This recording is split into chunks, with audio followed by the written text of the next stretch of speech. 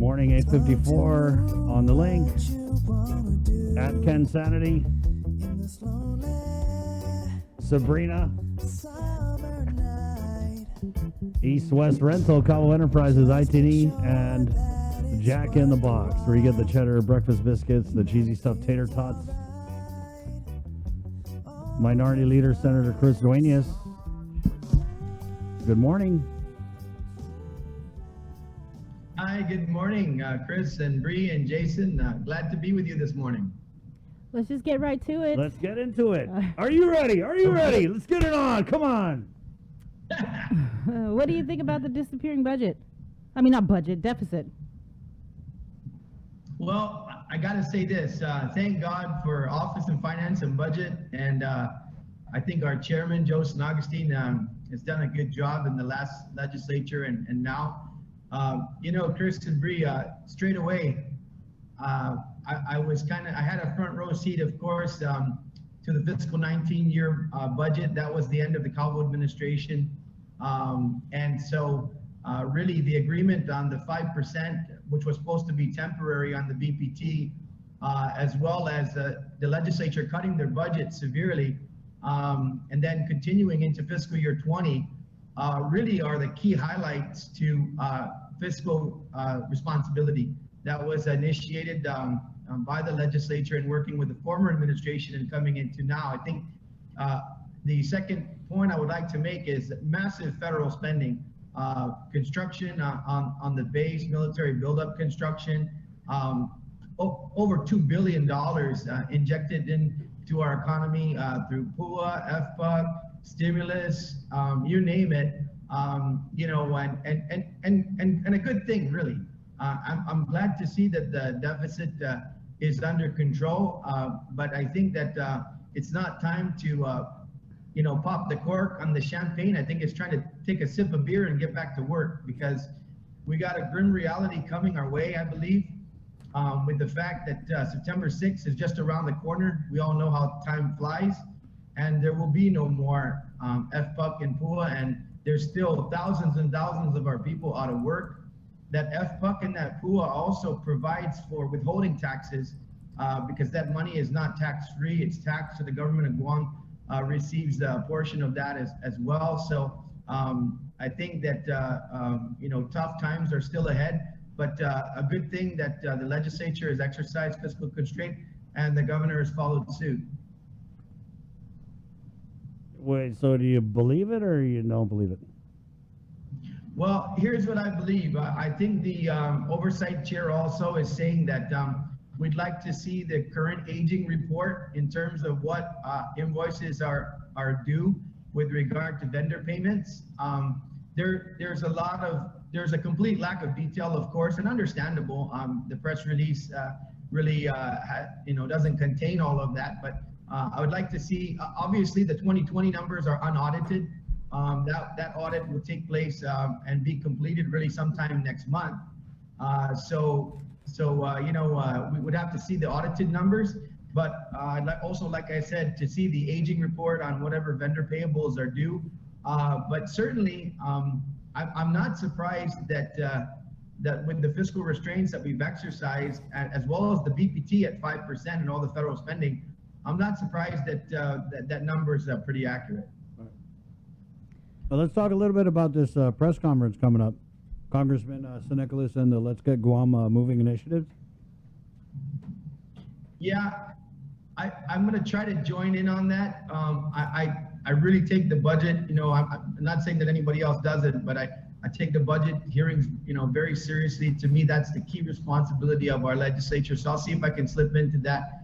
I think it's a good idea. I mean, Senator Moylan really, I co-authored, the bills that he's going to be talking about, and they really are, as we've discussed on your media, they really are fundamental to a lot of the programs we're talking about, and even the legislature's submission to the governor. A lot of those programs really, do have a similar function and could easily be could fit in to what's being discussed on the draft plan that we submitted to the governor, and still await to see her plan.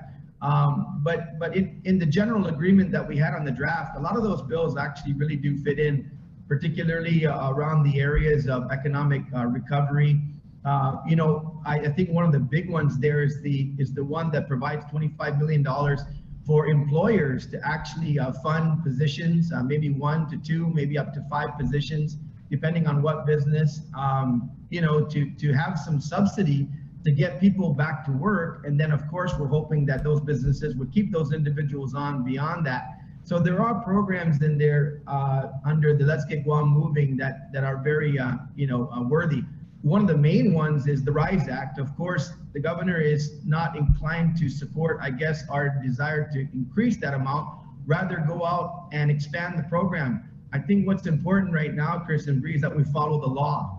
And Let's Get Guam Moving initiative, we did put increases in there under the way the law was originally designed. We amended it. But if the governor doesn't want to do that, I joined the speaker and Senator Moreland and all of our senators, I believe, saying just pay the RISE Act as it is right now. And if you want to do some additional, do it by executive order, because you have control over that federal funding. I'm just so tired of hearing about this. God, Donuts RISE Act. I mean, it's a law. It's a freaking law. It's the Lies Act. It's the Lies Act. We told you we were going to give it to you. Up now. Just kidding. Yep. And where's Senator Regine on all this? This was her baby. It's crazy. If that was my baby, I'd be like, pay it out. This is the intent. What are you doing? Yeah, well, I think the important part from our side is it's the law, right? I mean, it was allowed to lapse, so it has to be done. So if you're tinkering with it and you're saying, oh no, we want to make sure that it's inclusive of additional classes of individuals, well, then do it. I mean, it's not that difficult. It's been on the books for a long time. Exactly, but Senator. I think, working with the process, pay what's due now by law, and then go forward and expand it. And like I said, she's got executive order power. She could make that decision and just do it in the coming weeks. Why do you guys keep giving her a pass on it, though? I don't get it. I mean, she's been pretty consistent about not wanting to pay it out. I mean, why doesn't someone take her to court and force her to pay it? Chris, that is a key point of discussion, and you're right. I mean, at some point, that's going to have to be the move. I'm actually surprised a lawyer hasn't created a class of individuals yet and basically taken the government to court. We've seen that a number of different times. But whatever venue, if it continues, there's definitely going to have to be some action moving forward. The Attorney General has already said, it's legal, it's binding, it's payable. So let's just pay it. But you're right, Chris. Dragging our feet on it, it's not going to be acceptable anymore. So I'll talk to my colleagues when we get together in the coming days. I mean, it's not even that, Senator. It's just the basic respect for the rule of law that this administration has consistently shown it does not. Look at this $10 million that was supposed to go to GMH. That was a law. They were supposed to get $10 million for capital improvement. They never got the money. And that's one of my points of contention on the deficit as well. Of course, that would have been $10 million. Like Senator Joseph Augustine said. He said, look, with this surplus, we're going to take into consideration what are some of the needs of the government. Show us the money, show us the balance sheet and what it really comes down to, because, the legislature could decide to appropriate.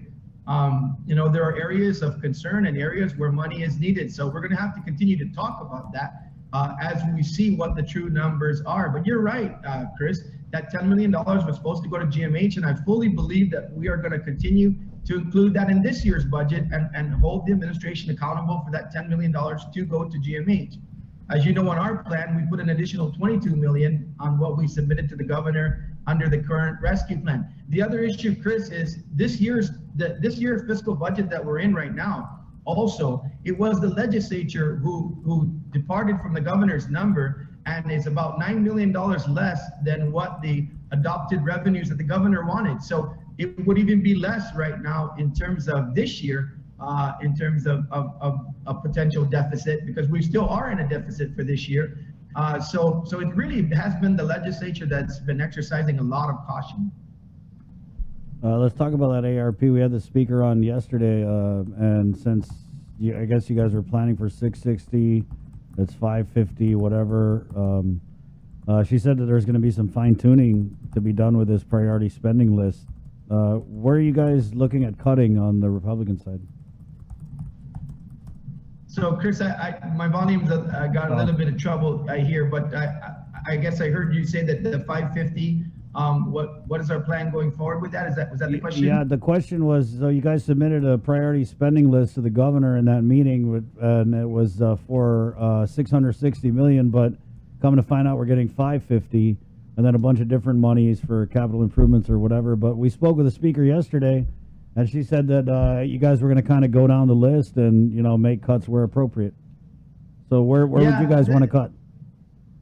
Yeah, that's right. I mean, actually, when the original draft plan came out, there was actually about 120 million leeway in there. So we'll have to come back to that. I know that also there's some major differences on the issue of the 300 million that the governor wants to use for the hospital.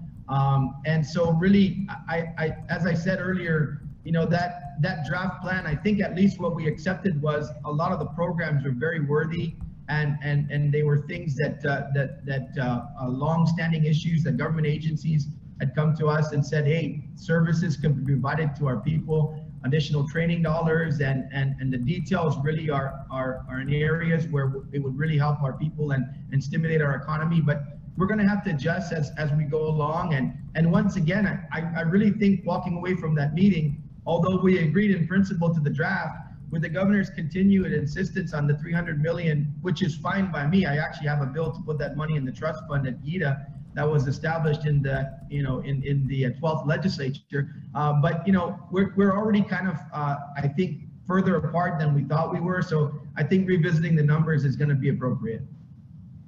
So are there any, offhand, any items on that priority spend list that you could immediately say, oh, we'll take 5 million off that, or, what, $1 million here or there?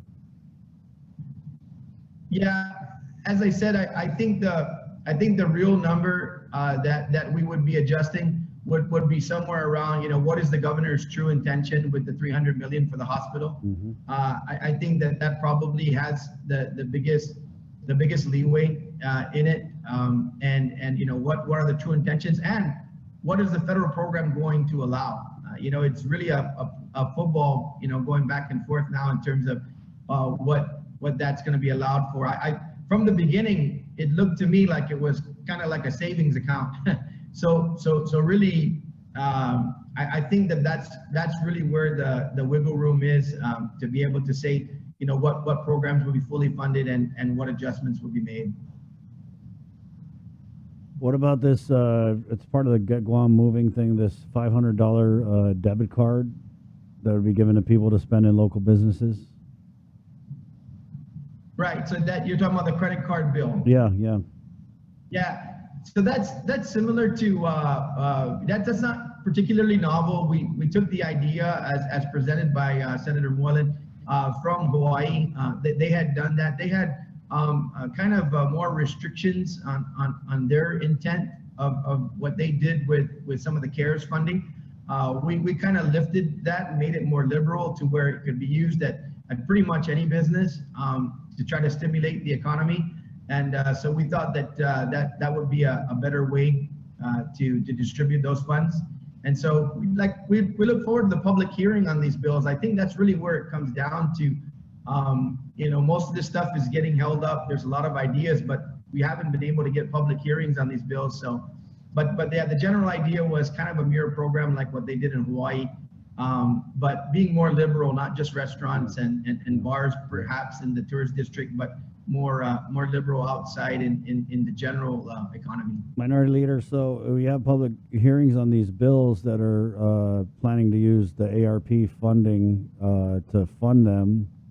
And then we're going to get the congressman to come out in his press conference at 10 a.m. and basically say, like, all of these Get Guam Moving initiatives or this one can be used with ARP if you look at the guidance, this one can't. But at the end of the day, if these bills pass, as we've seen with the RISE Act, and as we've seen with the governor in the last session, she said, you guys don't have the power to appropriate these monies. Are you guys worried at all that we might hit that dead end down the road? Yeah, Chris, going back to what you said earlier, I think it really comes down to the legislature is going to have to step up and put its foot down that what is passed into law, if it is not inorganic or if it is not determined as an unfunded mandate, basically, should go forward. Now, as I said, if the governor straight away, disagrees with any one or all of those programs, then let us know. Maybe it will be a waste of time having the public hearings, because if, when those bills first came out, and I gotta, credit Senator Moylan, this was on the eve of the announcement of the rescue plan. We didn't even know what kind of real figures were going to be involved. It was just early announced. So that was the beginning of the legislature saying, well, if we haven't seen your plan, here's our plan. So those 6 bills basically were set around saying, if we realize these funds, here's what we'd like to do. And so, the governor can say, you can pass all the bills you want to pass, but I'm just not going to fund it. So there will be an unfunded mandate. The difference with the RISE Act is she allowed it to pass. So that is law. Now, all the proposals that we put forward, the governor can veto every single one of them, saying, the federal funds are under my discretion and I'm not going to fund this. I'm not going to fund it. I'm not going to fund it. So, then that would be something that the legislature couldn't stand up and say, hey, you have to do this. But unlike the RISE Act is law, so it has to be done. I just think it's funny that we're having to tell the governor that, hey, whatever's a law is a law. What world are we living in? Okay. So, Senator, I know we got a couple of big budget hearings at the Public Health, GMH. What's your mindset heading into these things?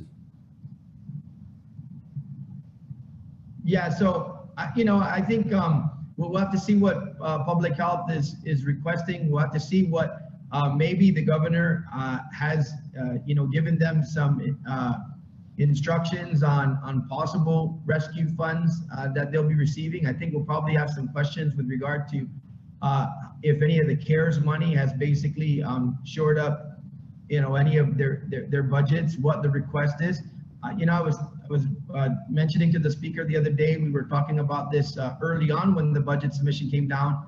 We'll have to really look at what GMH shows up with today, because the original submission had really no request from the legislature for Guam Memorial Hospital. So we were kind of intrigued, as to whether or not it was the CARES funding and other federal sources that they were basically saying they didn't have a request from the general fund.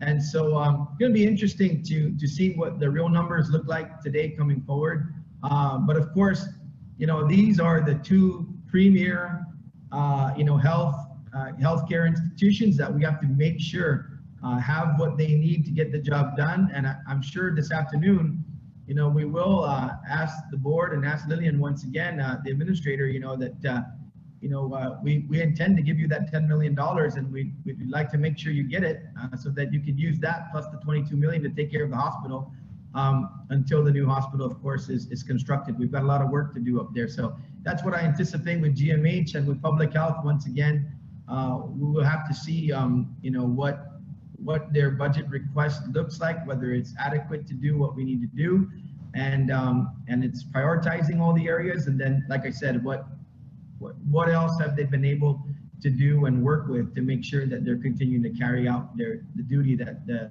awesome responsibility they have. All right, Senator. But one final thing, I've heard some mention from the administration that also what this surplus has resulted from is a lot of judicious use of current federal funds, not particularly just CARES Act and the potential rescue funds and PUA and FBUC. And I'm really going to work with Budget Oversight and OFB to have them come down and give us a detailed listing on that. We'd really like to see that. We'd really like to see how those monies were a part of what's going on, because that's going to be very important for us with the budget going forward. If for some reason agencies weren't maximizing their federal funds before, if for some reason they were allowing to not get extensions on those funds and weren't managing those funds properly, we're going to want to know about it, because that's going to have a big effect on how we go forward with the budget going forward. And I think also many of us are still going to advocate for the reduction of the BPT back to 4% with a lot of the monies that the administration is saying that they're receiving and the fact that they're managing finances in the way that they are. We believe the businesses need the relief as soon as possible. Senator, before I let you go, we did have a comment. What about paying all essential workers with the ARP? I think Rosemary's talking about the premium pay. This was something we asked the governor in the press conference, and she had said, well, I can't remember where her support for it was, but I do remember that she said, wow, it's going to be hard to figure out who's essential, who's critical. So the question is, what about all essential workers? And the premium pay, you guys support that? You know, that's going to be something that Office of Finance and Budget is really going to have to drill down with BBMR on, because there has been this, and that's another situation whereby we have to be very careful. The governor had made, her decision by executive order on how the premium pays were going to be paid out. I know Senator, that the CCU had to deal with this as well. Senator, this is premium pay with the ARP that would be paid out to private sector essential workers as well. So there's a provision, a guidance in the ARP that says that you could use the funds to pay, what is it, Bree? Premium pay for essential private sector workers, or just essential workers, period. Yeah, I'll have to look at what the budget analysis is on that, and I'd have to look that of course now would definitely come from the governor, because that's a non-appropriated fund. That is a fund that basically continues at the discretion of the governor. But I'd like to have BBMR make a presentation to us in terms of what that number looks like, and if they desire to pay it, how we would adjust that with regard to the current plan that we put forward to them. If that's an allowable expenditure and there is that desire to cover premium pays within the private sector, well, that's a new program that hasn't been discussed either by the governor or by the legislature. So I wouldn't say no to it straight away, but I would have to see the number and see what the desire is of the governor. Once again, we're getting to that area where she asked us for a plan, we gave it to her, she accepted it. We haven't seen her plan, and at the end of the day, this really comes down to what the governor wants to say. Okay, thank you, Senator. All right. Hey, thanks, Chris and Bree and Jason. Have a great day. You too, my friend. Right on.